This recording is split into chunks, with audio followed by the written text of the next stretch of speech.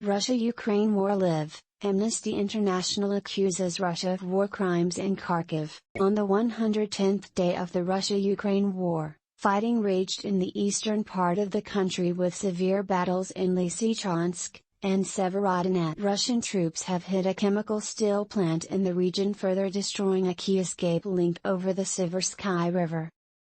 At least 23 people were injured after rampant missile strikes in Ternopil. Meanwhile, Moscow formally withdrew from the UNWTO.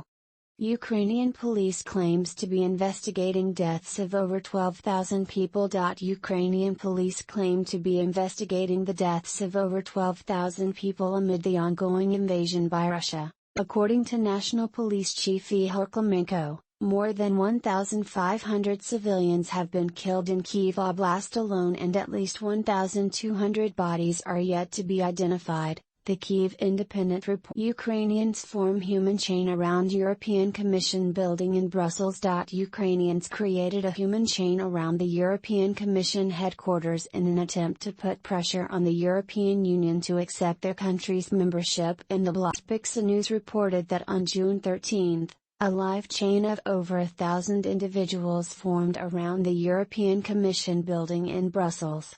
Ukraine accuses Russia of firing 3 missiles at Chernihiv Oblast. Ukraine has accused Russia of firing at least 3 missiles at Chernihiv Oblast. According to Chernihiv Oblast Governor Vyacheslav Chaus, the Russian forces launched 3 missile strikes on the city of Pryluki. However, he did not specify further details, the Kyiv Independent reported.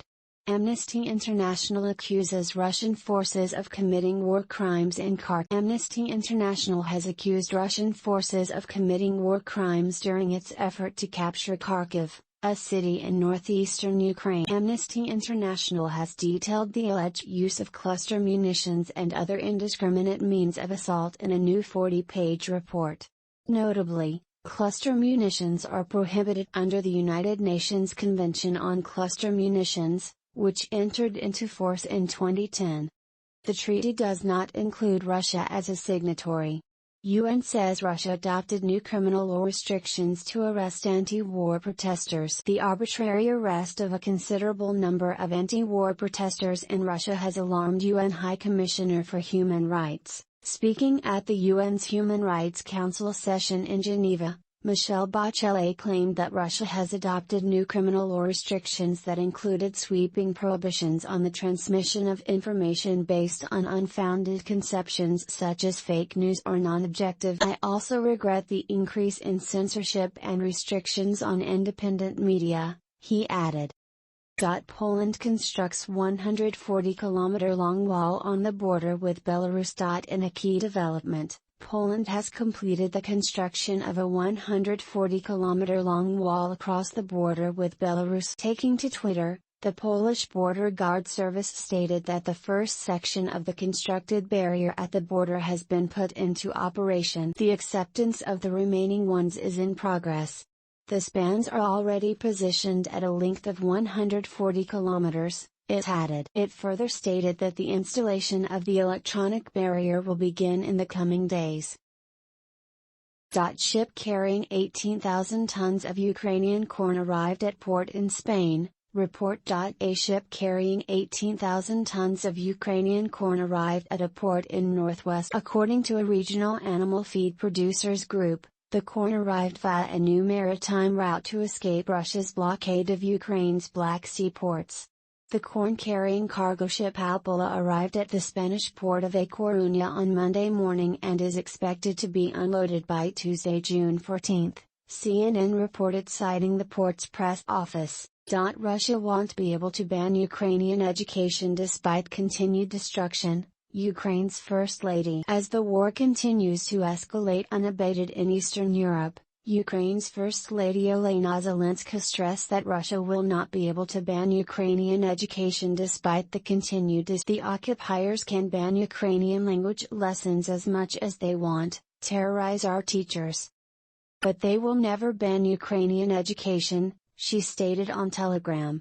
Expressing her concerns, Zelenska also emphasized that the current graduates of the schools have ruins instead of halls, and their holidays were also taken away amid the UNWTO promises assistance in agricultural exports, efforts to rebuild Ukraine post-war. Over 50 World Trade Organization, WTO, members have signed a statement in support of Ukraine amid the Russian invasion, offering assistance and solidarity in agricultural exports as well as attempts to reconstruct the war-torn nation in the post. At the 12th Ministerial Conference, MC12, of the WTO, nations like Albania, Australia, Austria, Belgium, Bulgaria, Canada, Chile, the United Kingdom, Ukraine, and the United States, among others issued this.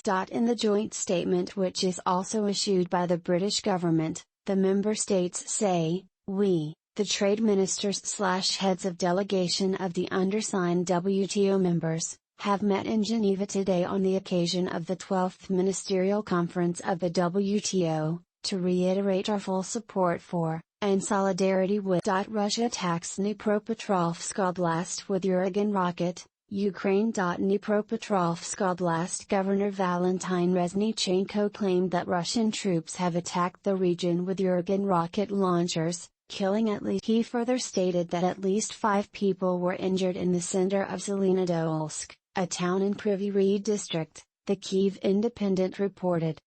Arab League nations under Western pressure to oppose Russia, says Secretary General Ahmed Abul-Gheit. Ahmed Abul-Gheit, Secretary General of the League of Arab States, accused the West of pressuring Arab League nations to condemn Russia's military operation in Ukraine. In an interview with the Egyptian Sada El Balad TV channel, he said, Arab League countries did not succumb to this dictate to which they were subjected, and some even refused to vote for condemning the actions of the Russian Federation, Sputnik reported. The Secretary General further stressed that the West is attempting to surround Russia by persuading Arab League members to join its side in criticizing and opposing Moscow for its actions. 288 Ukrainian children killed, over 527 injured since Russian invasion started.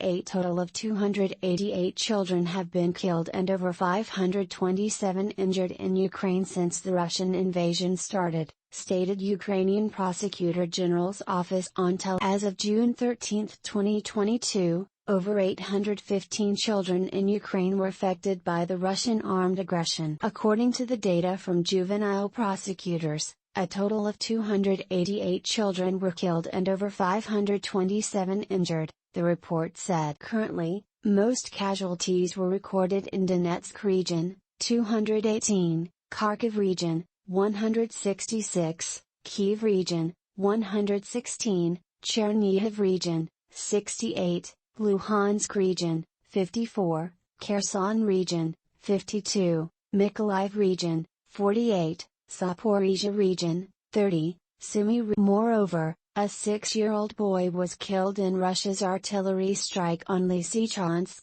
Luhansk region on June 12. Ukraine destroys about 32,300 Russian troops and 1,432 tanks. Amid the ongoing war with Ukraine, Russia has already lost about 32,300 troops in Ukraine, plus 150 over the past day, as per the statement made by the General Staff of the Armed Forces of Ukraine. Since the invasion started, Russia's total combat losses included also 1,432 tanks, plus 2 over the past day, 3,492 armored fighting vehicles, plus 8, 718 artillery systems, plus 3, 226 multiple launch rocket systems, plus 0, 97 anti-aircraft warfare systems, plus 0, 213 aircrafts, plus 1, 178 helicopters, plus 0, 2,460 motor vehicles and fuel tanks, plus 5, 13 warships/boats, plus 0, 585 unmanned aerial vehicles, plus a total of 125 enemy cruise missiles, plus 0, were shot down. Ukraine to soon launch duty-free regime with Britain, says Zelensky. Addressing the World Trade Organization summit in Geneva, Ukrainian President Volodymyr Zelensky on Sunday stated that Ukraine will soon implement a duty-free regime with that we will continue to work to facilitate access of Ukrainian goods to all important markets around the world. Customs duties on trade with the European Union have already been abolished. The United States already applies a duty-free regime for Ukrainian steel. Canada has abolished customs duties. The same regime will work in the near future with Britain. We expect trade liberalization from Australia, President Zelensky said in his evening address on June 12.